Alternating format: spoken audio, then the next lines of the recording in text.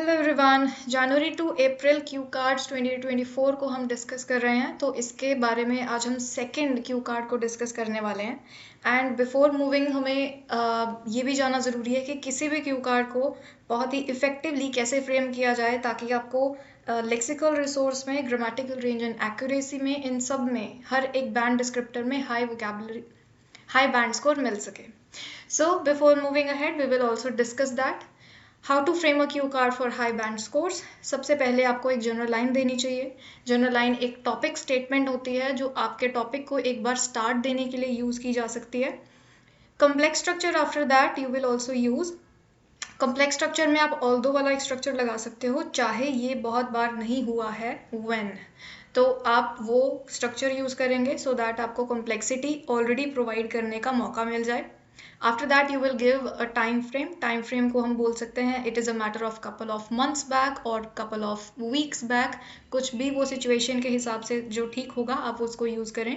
And बाकी हमें बीच बीच में कभी ना कभी ईडियम्स लगाने पड़ेंगे और हाई वोकेबलरी का यूज़ करना पड़ेगा सो दैट आपको लेक्सिकल रिसोर्स में भी हाई बैंड स्कोर्स मिल सके।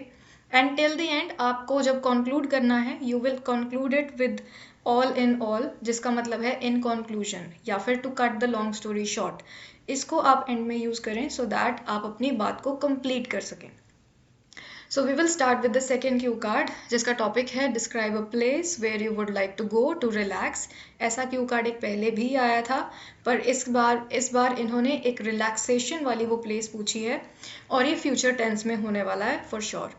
एंड इसके बुलेट पॉइंट्स ज़्यादा इंपॉर्टेंट नहीं रहते हैं, please keep that in mind. ये सिर्फ आपको एक हेल्प देने के लिए होते हैं। अगर आप पूरे टॉपिक के ऊपर ही सिर्फ अपना पूरा आंसर फ्रेम कर देंगे then it is also okay, और ये नहीं सोचना है कि किसी बुलेट पॉइंट को छोड़ सकते हैं या इसको इंक्लूड करना ही है। This doesn't matter at all. So we will start with the cue card now. Usually we travel to different places for different purposes, be it for employment or for studies. हमने start किया एक topic line के साथ कि हम normally दूसरी जगहों पर ट्रैवल करते हैं डिफरेंट पर्पसेस के लिए, या तो वो एम्प्लॉयमेंट के लिए जाते हैं या फिर हम स्टडीज़ के लिए जाते हैं. Although there have been less times when I particularly planned to visit any place for relaxing myself. चाहे ये बहुत कम बार हुआ है कि मैंने एक पर्टिकुलर प्लानिंग की हो किसी जगह पे जाने के लिए जब मैंने रिलैक्सेशन के बारे में सोचा हो. I am going to let you know about one such rare place where I want to go to unplug my self from my monotonous schedule. मैं एक ऐसी रेयर प्लेस बताने वाला हूँ जहाँ मैं अपने आप को अपने मोनोटोनस स्केड्यूल से अनप्लग कर लूँगा अगर मैं वहाँ पर जाता हूँ. Actually, it is a matter of couple of months back when I was sitting at my home and my friend called me up for planning to go on a trip. मैं कुछ महीने पहले अपने घर पर बैठा था, यहाँ पे महीने की जगह वीक्स भी रख सकते हो, और मेरे फ्रेंड की कॉल आई और वो मुझे पूछ रहा था कि हम एक ट्रिप प्लान करते हैं. Unfortunately, I had to say no because I had my exams approaching. पर मुझे ना कहना पड़ा क्योंकि मेरे एग्ज़ाम्स आने वाले थे. But then I suggested to go to a hill station named Rishikesh in upcoming vacations. पर मैंने उस फ्रेंड को सजेस्ट किया कि हम ऋषिकेश जा सकते हैं अपकमिंग वेकेशंस में. It is a destination wrapped in nature serenity. तो यहाँ पे हम उसके बारे में बताना शुरू कर रहे हैं कि ऋषिकेश है क्या. ये एक ऐसी डेस्टिनेशन है जो नेचर की सेरेनिटी में रैप्ड अप है. The allure of this retreat excites me. Allure होता है द अट्रैक्शन. तो इस जगह की जो अट्रैक्शन है वो मुझे बहुत ज़्यादा रिट्रीट पहुंचाती है और मुझे एक नया रेजुविनेशन देती है. आई dream of setting foot on it's soil during the warm days of spring. तो मैं ये यहाँ कब जाऊँगा जब स्प्रिंग आ जाएगा, जब वार्म डेज हो जाएंगे तब. The promise of blooming flowers and moderate temperatures paints the perfect canvas for a rejuvenating vacation. तो उस टाइम पे जब भी फ्लावर्स ब्लूम हो रहे होंगे और जो मॉडरेट टेम्परेचर चल रहा होगा उसके कारण मेरी वेकेशन एक रेजुविनेटिंग वेकेशन बन सकती है. My chosen companion for this soul-soothing expedition is my lifelong friend. अब इस जगह पे जाने के लिए मेरे साथ मेरा एक फ्रेंड होगा जो कि लाइफ लॉन्ग फ्रेंड है, जो कि काइंडर स्पिरिट है, जिसका नाम सुखदीप है. We will be accompanied by our 2 more friends to unwind from the demands of modern life. हम 2 लोगों के साथ और होंगे. The prospect of sharing moments of awe and quiet reflection with a like-minded soul will boost extra layer of richness to the adventure. तो ये adventure में हम लाइक माइंडेड लोग जब जाएंगे तो ये एक अच्छा माहौल पैदा करेगा और एक अच्छा माहौल हमें दे पाएगा। The purpose behind our journey for this haven lies in the need to escape the cacophony of daily life, to unplug and recharge amidst the embrace of nature. तो हम अपनी कैकोफोनी ऑफ डेली लाइफ से यहाँ से निकल जाएंगे, हम यहाँ से एस्केप हो जाएंगे और हम अपने आप को रिचार्ज कर सकेंगे नेचर की एम्ब्रेस में। The magnetic pull of this destination lies in its blend of natural beauty and spiritual resonance।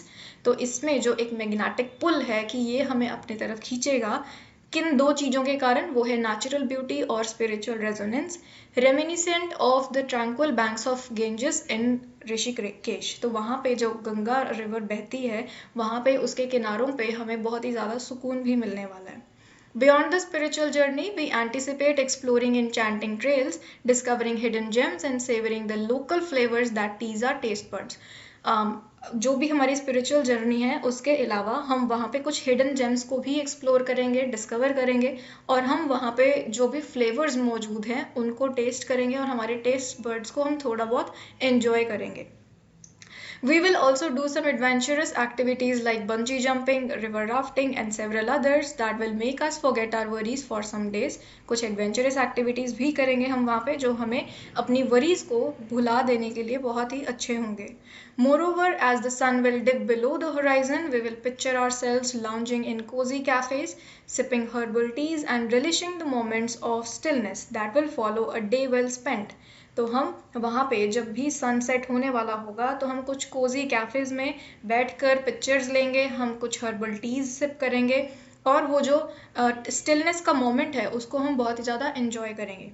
This upcoming escape is not merely a vacation, it's a deliberate choice to seek solace, to pause in the sanctuary of nature and to emerge refreshed and renewed। ये जो आने वाला upcoming escape है या जो ये vacation है, ये सिर्फ एक वेकेशन नहीं होगी पर ये जानबूझ के किया गया एक सोलेस होगा, एक ऐसा माहौल होगा जब हम अपने आप को एक रिफ्रेशमेंट या फिर एक रिन्यू दे पाएंगे। Together with my buddies, I anticipate weaving memories amidst the tranquil landscape। अपने buddies के साथ मैं बहुत ज़्यादा anticipate कर रहा हूँ कि मैं अच्छी memories बनाऊँगा और उन landscapes में काफ़ी ज़्यादा enjoy करूँगा। So this was the second cue card. इसमें जो भी हाई बैंड वोकेबलरीज यूज़ की गई हैं आप उसको डेफिनेटली यूज़ कीजिए सो दैट आपको वोकेबलरी जो कि लेक्सिकल रिसोर्स का पार्ट बनती है एज वेल एज जो इसमें ईडियम्स है उसको भी यूज़ करें। उन दोनों को यूज़ करके आप अपनी लेक्सिकल रिसोर्स को इंक्रीज़ कर सकते हैं और जो स्टार्टिंग में और बीच बीच में हमने जो कॉम्प्लेक्स स्ट्रक्चर यूज़ किए हैं that will add to the grammatical range and accuracy. So we will meet in the next cue card. Till then keep learning.